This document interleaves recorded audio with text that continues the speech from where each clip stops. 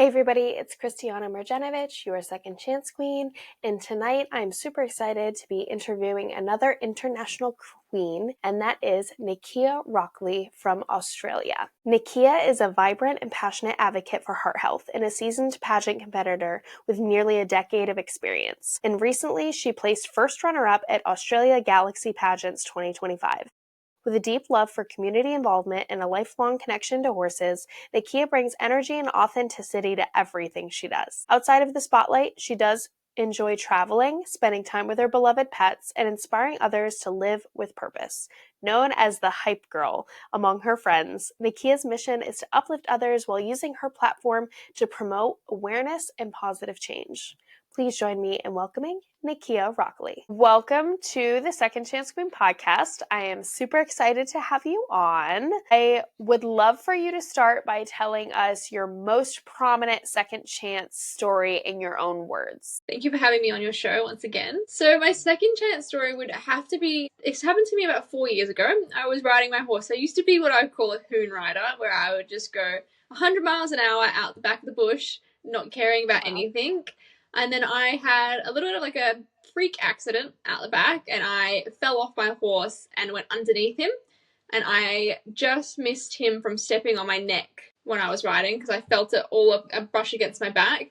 And from there, I really had like a reset moment to think about what I want to do with my life and how I'm going to think about it. Because in a moment like that, your life can just blink, change at the flash of the eye, and you just don't know what's going to happen. So I was like, cool, I need to reset, rethink, and really think about doing things that aren't going to try physically harm me, but still give me the excitement that I am and I have now. So with my horse riding, I don't go hoon at the back anymore. I'm more refined and collected.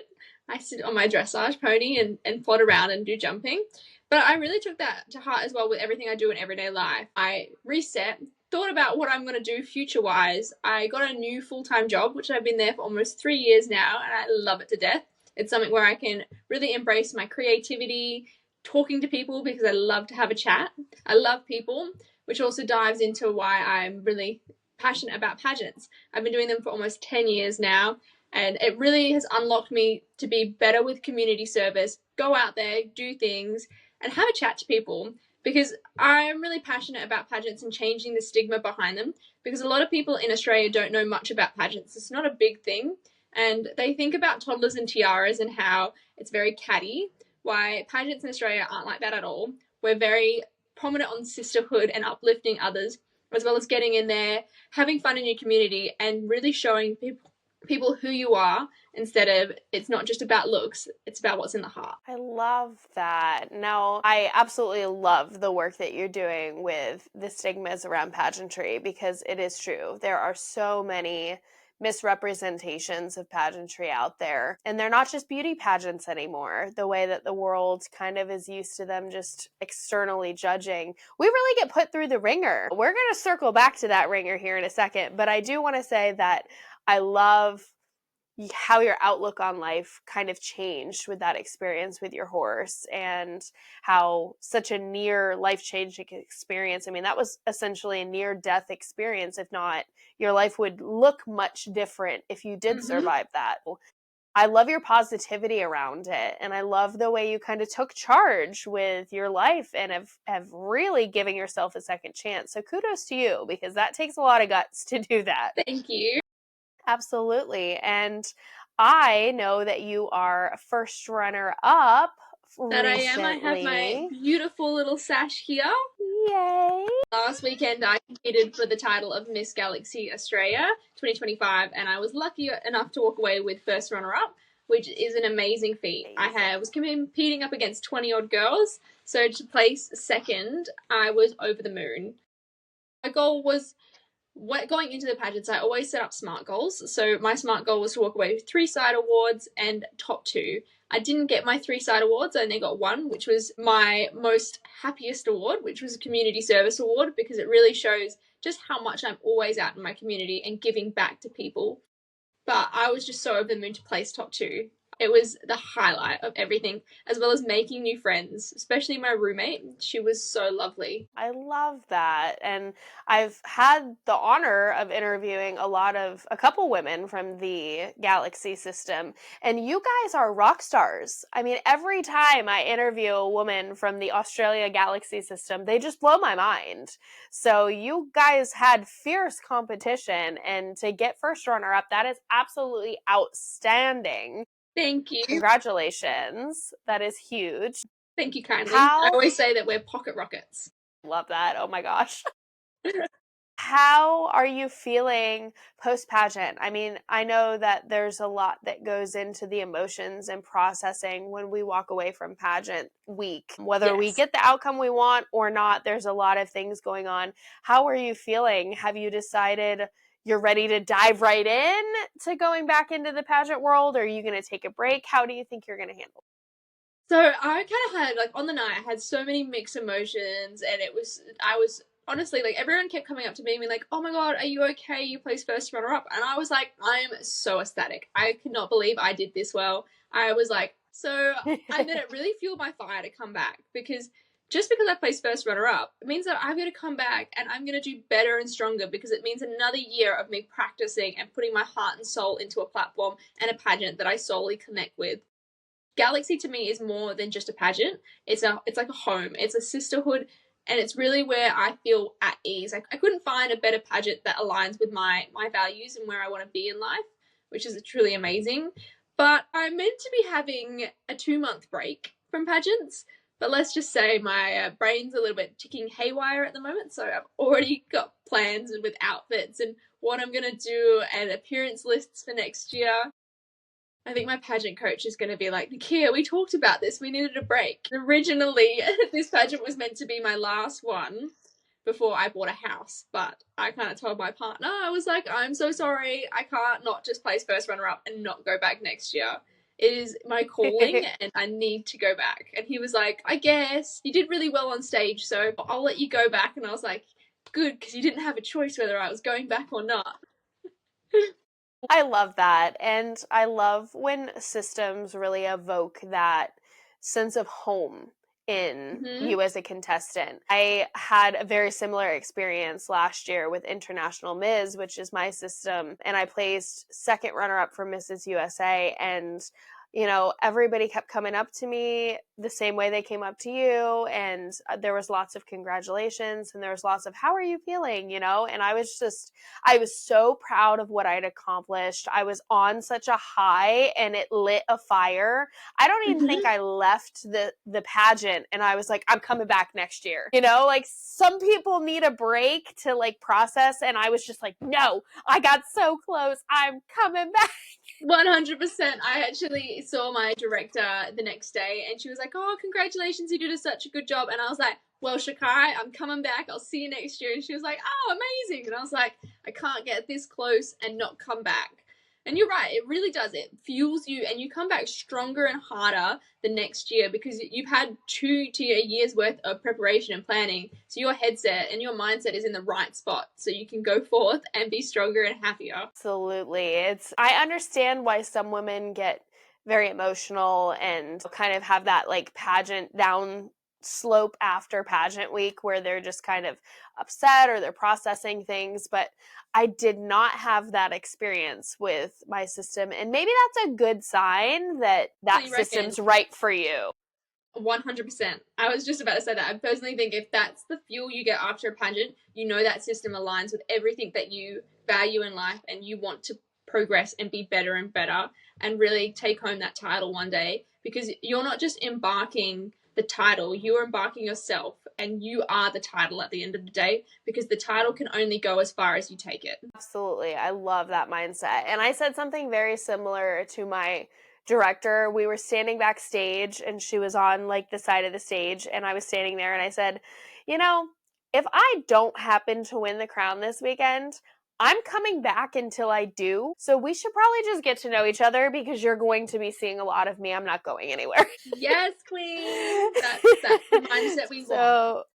Yes, it's the best mindset to have. And so I'm so excited to hear you say that lit that fire in you. I would love to hear more about your platform and what really makes you tick. Easy. So my platform comes pretty close to my heart. So I promote for heart health because my best friend suffers from cardiomyopathy, and she just recently underwent a full heart transplant at the age of 28, which is like, oh my gosh, you would not expect someone so young to have to replace their whole heart. Like, that's just absolutely crazy and wild. She didn't even know she had cardiomyopathy until her late teens, where she suffered from a cardio event which almost costed her life. And that was a real wake up call for her, because she had to change everything that she was doing in her life to kind of set herself up for the correct way of living now with her congenital heart disease. So she had to really be like, oh my God, this is a wake up call. I've got to do this. And I'm really passionate about showing people and teaching younger people that your heart isn't something that you should forget about. It's something that you should be thinking about now, because you only have one heart and it's the most powerful muscle in your body. And if that fails on you, you're gone. So you've got to look after it from day dot. So I'm really passionate about teaching younger people about their heart and what we can do to do it, make it better, and what exercises, what foods you should be eating to really unlock it. Because if you're healthy, your heart's healthy. It's incredibly important. And as someone who has a mom that is in heart failure and actually passed away and was resuscitated at Walt Disney World, of all places, I relate to how important heart health is. And especially with your friend being so young, there's not enough out there. You know, people expect heart conditions to kick in when you're older. So I think it's really important that you're spreading that information. Before I even met her, I didn't know anything really about heart health and what to do. And when I heard her story, I was like, oh my God, I need to teach people about this, because it's not an afterthought at the end of the day, because you only do have one heart, so you need to look after it. Absolutely. And what would you say is your biggest piece of advice for people related to heart health? Biggest piece of advice would be, don't overthink being out there and being active. You just, like, lots of people think, oh my God, I gotta get moderate exercise a day, I've got to go out for a run, I've got to go do this. But moderate exercise a day, you can do 30 minutes of walking, and that's moderate exercise. So don't over sweat it, because the little things that you do actually pile up to the bigger picture. And don't always think, oh, I have to do this, oh, I have to do that. No, you just chip away small bits at a time, because it all adds up and it really finishes the picture and helps you better off in life. Because breaking one bad habit a day, keep doing that and you're on a good set. That is such insightful advice. I really love that. And I think that's definitely something that people need to hear. And I would say you have a very interesting form of exercise, because you are a horse girly, I hear. That I am. I have the two most expensive hobbies in the world, but I wouldn't have it any other way. I love doing both, and I find with horse riding, it's so much fun because you get so much adrenaline that you get like when you're on stage at a pageant, and it's so rewarding. It's exactly like pageants. You only get in what you put out. So if I go to a show without doing any preparation or any training, what am I going to expect? I'm not going to do that well. While same with pageants. But if I put in the hard work and put in the hard yards, I'm going to do good. I'm going to do better. And it's just a learning curve, because I find with horses, it's not just a you relationship. You've got to form a partnership with your horse, because they don't speak English, but you can understand each other. So forming your own type of language and learning what each other's boundaries are and what they're comfortable with and what they're not comfortable with is truly amazing. And you create a lifelong friendship. Like my little horse called Spirit, he's a little Welsh D. He's very cute. He's very, very cheeky though. He loves to have an occasional nip if you let him. But he's the most cutest and rewarding pony, because when he gets it right, he gets it right.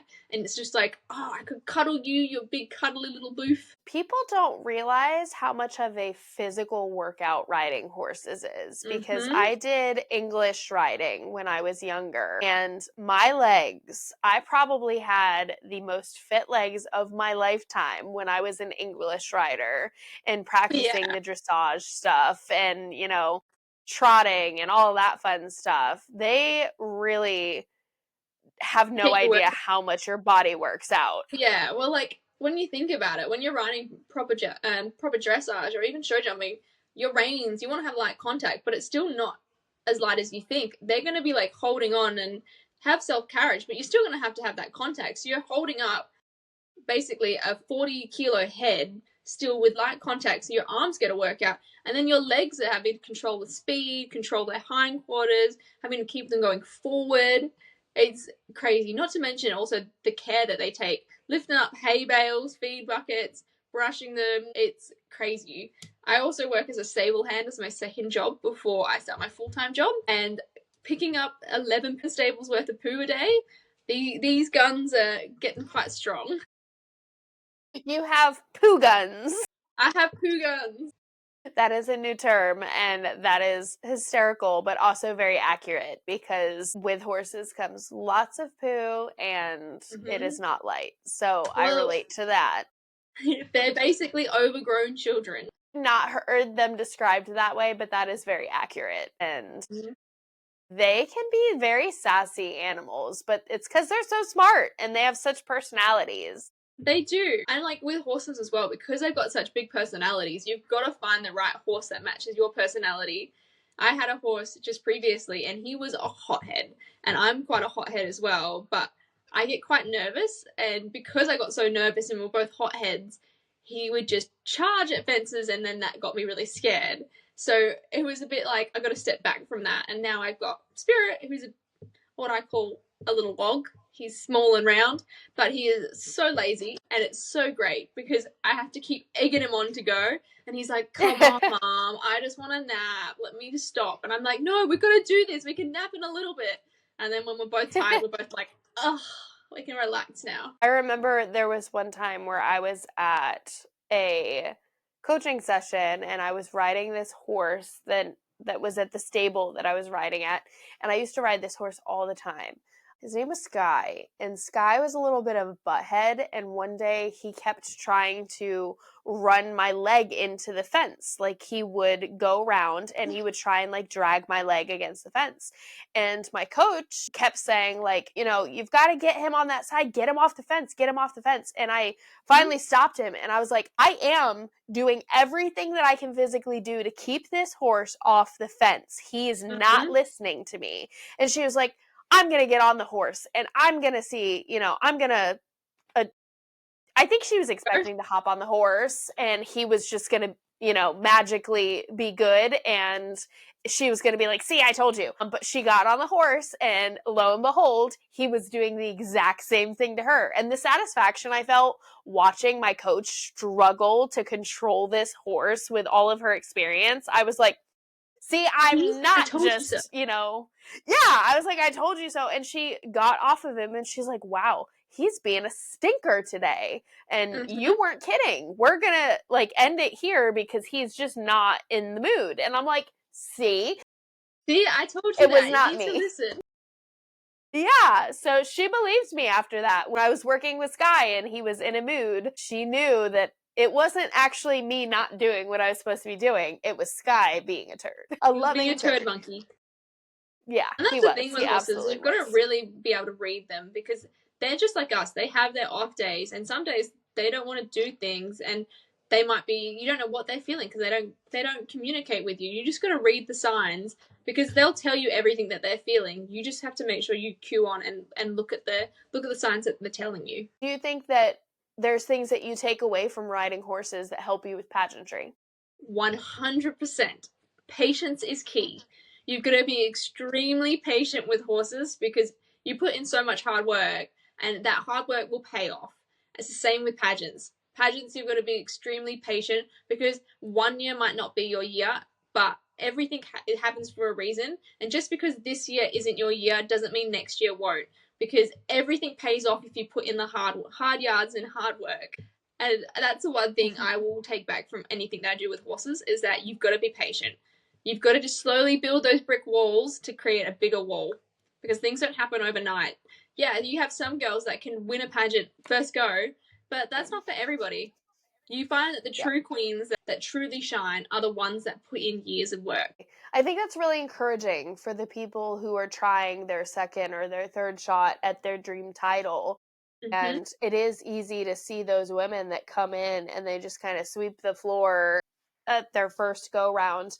I think the very first woman that I interviewed on my podcast. Her name is Tanya Holloway, and she's a great friend of mine now. I think the world of her, but she won her very first pageant.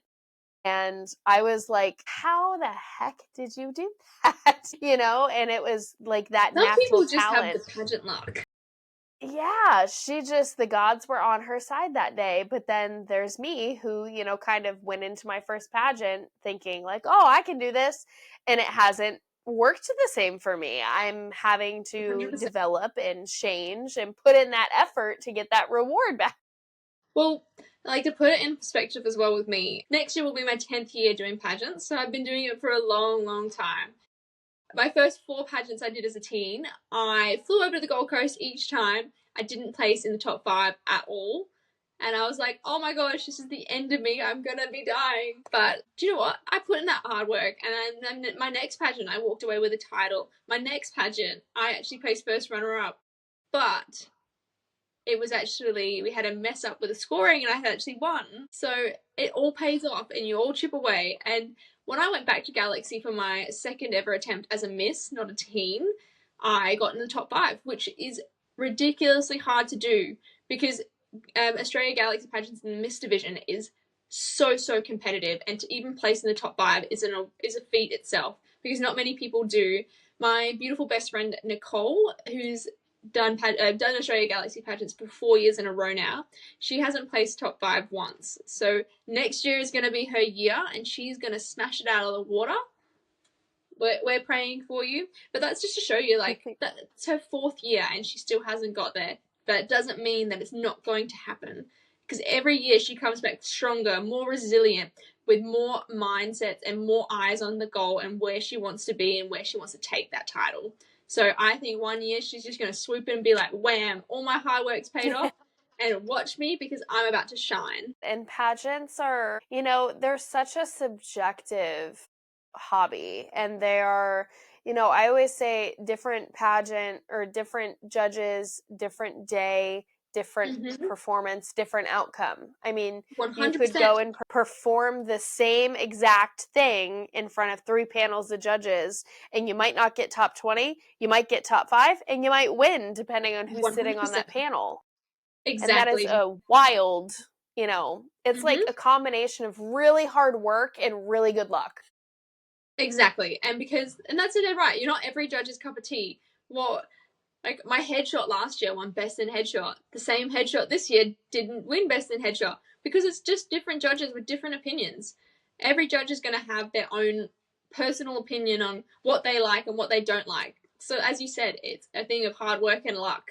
And you've got to have them marry together to create where you are. You radiate such a positivity and such a confidence that I absolutely adore. What would you say is you're welcome. What would you say is your key to the confidence that you carry yourself with? I reckon my confidence has come from failure because every single time that I miss out on something or an opportunity doesn't rise, I don't let that get me down. I use that as a fuel and it pushes me to be a better person, to strive to be the best version of myself, to strive to be where I want to be in life. It really just fuels me. And I will also have to say, it's the people around me. I surround myself with bright, positive people because you don't know how much it affects you. If you're surrounded by bubbly people that strive to be the best versions of themselves, you're naturally going to strive to do the exact same. And they have to be one of the key reasons I am who I am today. I always get recognized as, like you said, I'm always told I'm really bright and bubbly and super, I've got this whole vibe about me. And that's because I surround myself with good vibes. If I don't, then you're not going to embrace that vibes. Confidence coming from failure is a unique thing that I have not heard yet on this podcast. And I love that. So kudos to you. Thank you. Speaking of confidence, what would your definition of confidence be? If you could speak to girls and women and give them like your definition of confidence, what would that be for you? What I would tell them is don't look at the others because at the end of the day, people around you, you might not be with them 5 years down the track. Think about who you are and what you want to achieve because confidence comes from who you are. It doesn't come from anybody else apart from the friends that you surround yourself with. I say every opportunity you get, and if it works out, if it doesn't work out, take that as a stepping stone, because every opportunity is a spot to grow. Your confidence will only grow with what you put in. It's like a little sapling. If you put it in and water it every day, it's going to turn into a bright flower by the end of it. And that's like confidence. You've got to seed the work and keep watering it, because it will come. Confidence doesn't happen overnight, and I'm only as confident as I am today due to my whole life of just watering and watering and watering it. If people knew the backstory of my childhood, you wouldn't believe that I'd be so bubbly and bright today. I've had pretty hard yakka as a kid.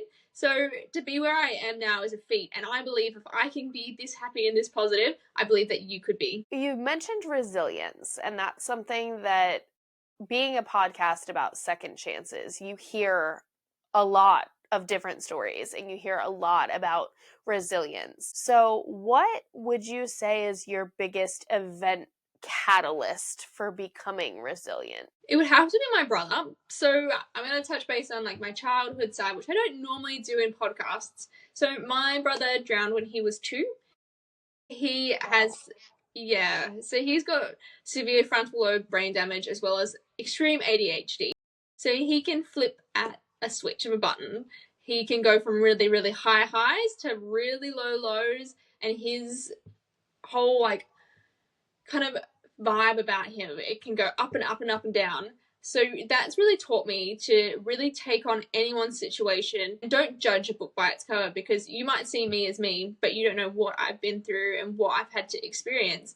I've also grown up in a household of 2 separate families where my dad lived up in Broome, which is a 2-hour flight from where I live now. So having to always fly to go see him really taught me that anything's possible. You just got to make sure you're in the right mindset and stay resilient, because at the end of the day, life is life. You don't have any control over it at the start, and it's just going to happen, but you take away the lessons from what it gives you in the end. Like, I used to get absolutely cracked by my brother sometimes, and do you know what? It just teaches me to be stronger, because now I don't put up with that much like chicken talk. I don't put up with much. If I see negativity in my life, I put the fire out pretty quickly, because there's no time for that. You only have time to be positive. And I think it really shows my resilience and how I want to be in life. I don't want to waste my time doing things. I only want to waste it by being happy, positive, and really showing people that anything can happen in your life. You just have to stay positive and really build those blocks and stay resilient, because everything happens for a reason, and just because it's not your time now doesn't mean it won't be in the future. So we definitely need more people with your positivity, and I think you're doing amazing things by spreading that. Thank you. You're welcome. If you became famous tomorrow and had a published quote, what would it be? Don't take what happens in the moment now serious, because it's not what happens now, it's what happens in the future. That is amazing. Other than myself, because I'm known as the second chance queen, what famous person would you designate as an honorary second chance queen, and why? I would have to say probably Dove Cameron, because she's been on Disney her whole life. She has had a lot of ups and downs, but after her best friend Cameron passed away, she has come back stronger than ever. She's really embraced who she is at her heart and soul, which is amazing. When she was with Disney, she put on a whole character, but now she's had her second chance, and he's really opened her up through devastation. She's become who she is, and I inspire to be like that, because she's just everything that she wants to be in life. And I believe that more girls should be like that. I think that is super important, and I love her. I think Dove is amazing, so I'm super excited to welcome her to the ranks. As part of confidence, I have a 4-part confidence method that I've developed that I teach in my workshops. So I want to tell you the 4 components of my method, and I want to hear which one is your favorite and which one you highlight. Okay, so it's called the SELF method, which is an acronym, and SELF stands for self-care prioritized, exercising your skills, listening to positivity, and fake it until you make it, and you will. So which one of those would you say resonates the most with you? I think I know from this conversation, but I'd love to hear it from your mouth. I'm curious to see if you get it right. I think it's will, because you've got to have that willpower to show who you are. And confidence only spikes from who you surround yourself with and your own will. Because if you will yourself to be confident, you are going to be confident. As I was saying before, you've got to water that flower to let that flower bloom. It's the same with your will. You've got to embrace it and really inspire to be who you want to be when you want to be confident. Ooh, I like that. It's kind of a mixture. I was thinking listening to positivity is what you were going to choose because you're such a positive person, but you threw me for a loop with that one. I like it. In my, like, when I go into a lead up to a pageant, I actually go on a deep dive of listening to the pageant girls through their podcasts. So I listened to all of your podcasts before I jumped on to before I went to pageant land, because I think you've got so much to learn from other people and other experiences. And from an hour conversation, you might only have picked up one thing, but that one thing is going to carry forth with everything you do. You're going to be thinking about that one tip. Oh my God, cool, I could do that one tip to do this when I write my story, or do this one tip. Oh my God, this girl said if I do my hair this way, it will sit nicer when I do a floof. And you take it away. Everything happens for a reason. So what would your one tip be? If someone's watching your episode, what would their takeaway be you would want? Be authentically yourself, because at the end of the day, if you put on a character, it's going to be a hard time keeping up that persona. So be who you are, because you are only yourself and you will only get as far as you take yourself. Absolutely love that with a passion, because I promote authenticity all the time, and you hit the nail on the head, because if you win with a certain persona that's not yours and then you've got to keep that up, I would not want to spend a year reigning trying to be something that I'm not. That sounds miserable. It does, and it's like, why would you put your heart and soul trying to be something that you're not? Because people aren't going to remember you for being what you're not. They're going to remember you for being who you are and what you are. Ooh, I love.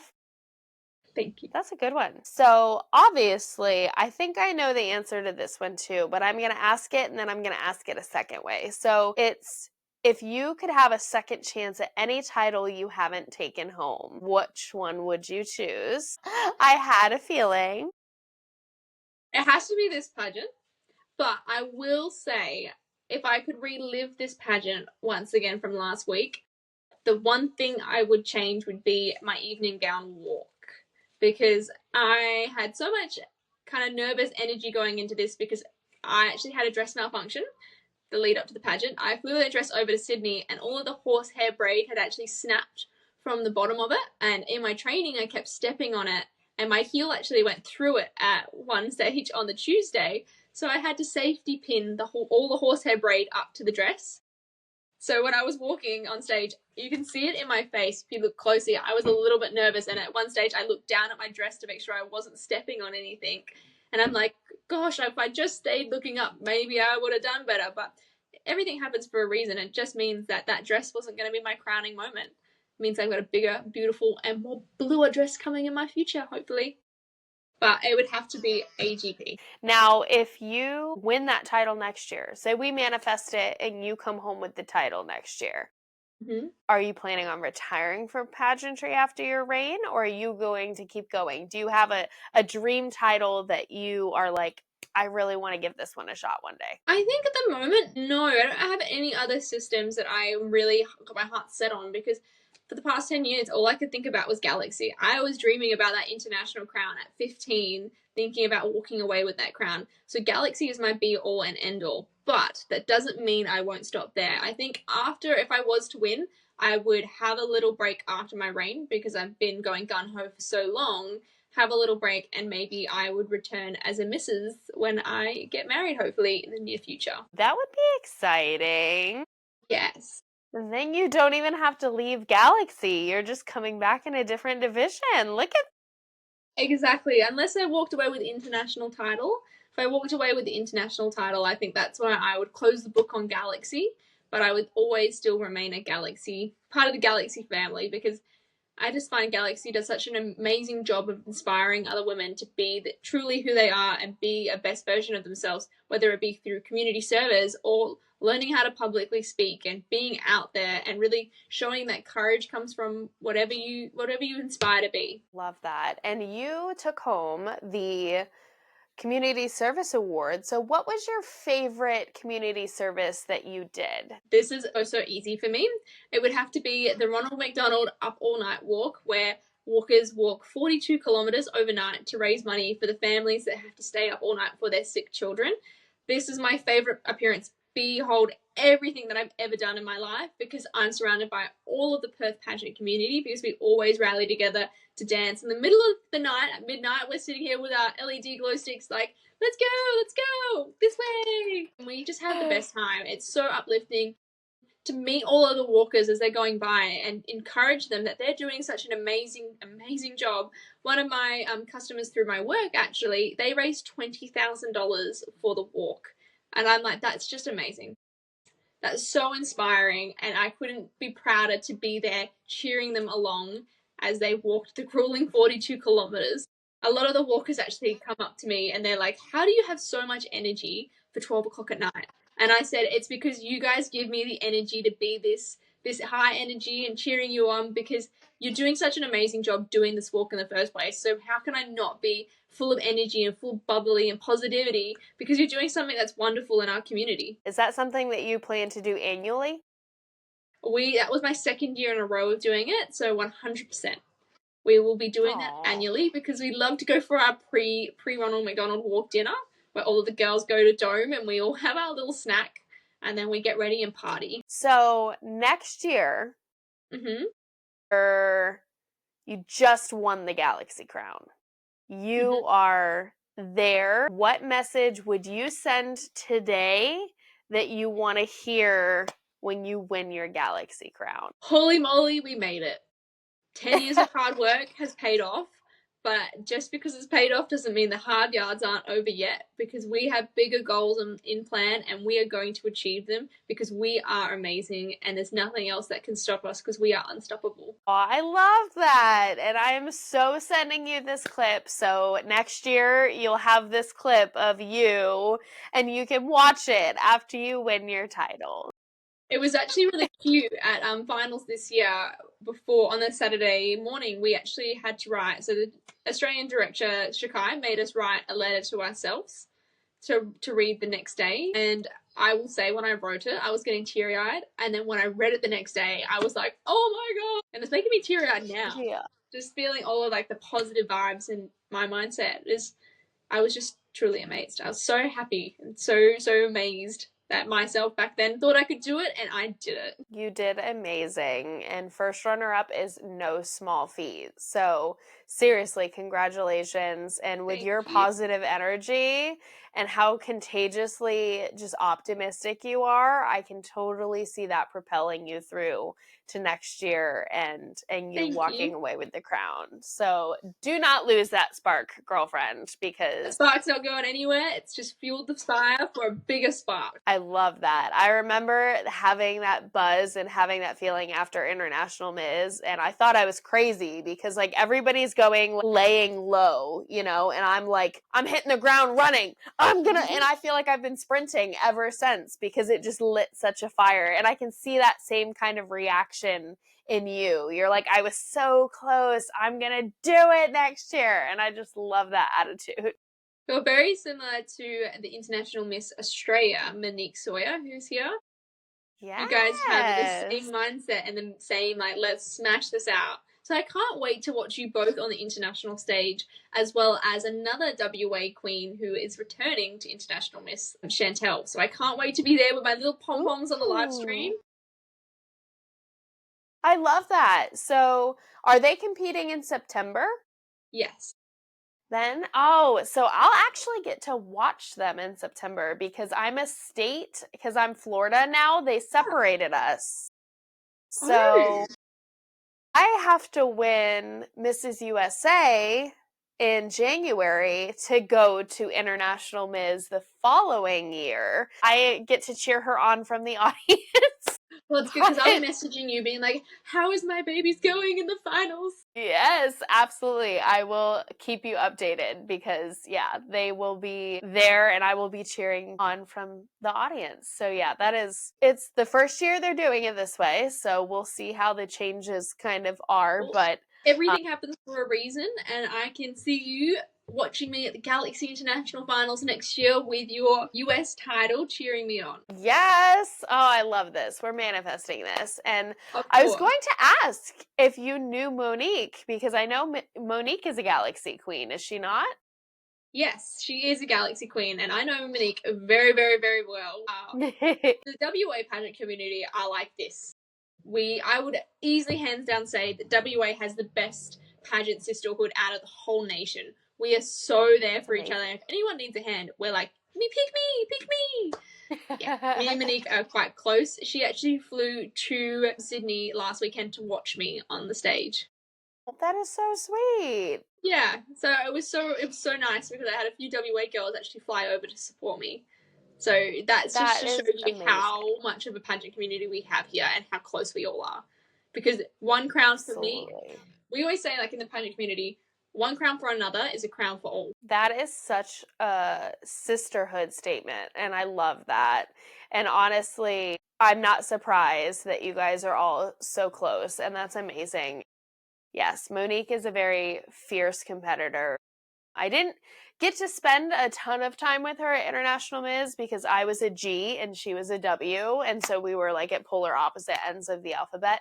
But from the interactions I had with her and just seeing her, she was so amazing on stage, and she was such a sweet girl. So I love that you guys are friends. I could see that. I could see, you guys being that way.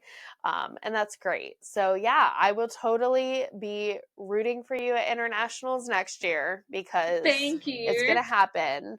We're going to manifest it. Manifesting. Yes, we are manifesting.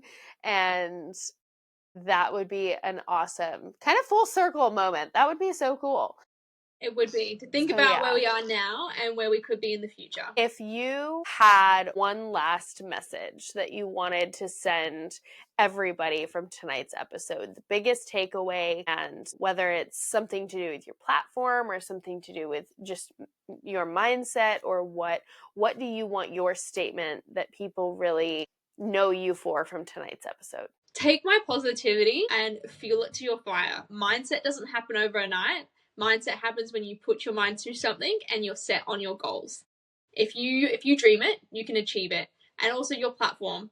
Don't think about your heart too late, because your heart is here, and you always think with your heart because your heart's never forgotten. And it's not something you should overlook. That was like the perfect way to tie in everything we talked about tonight, and definitely reminding people to take care of their heart is so important, because a lot of times we remind people to take care of their emotional heart and their emotional side and kind of forget about that guy in there that's, taking care of us and pumping really hard.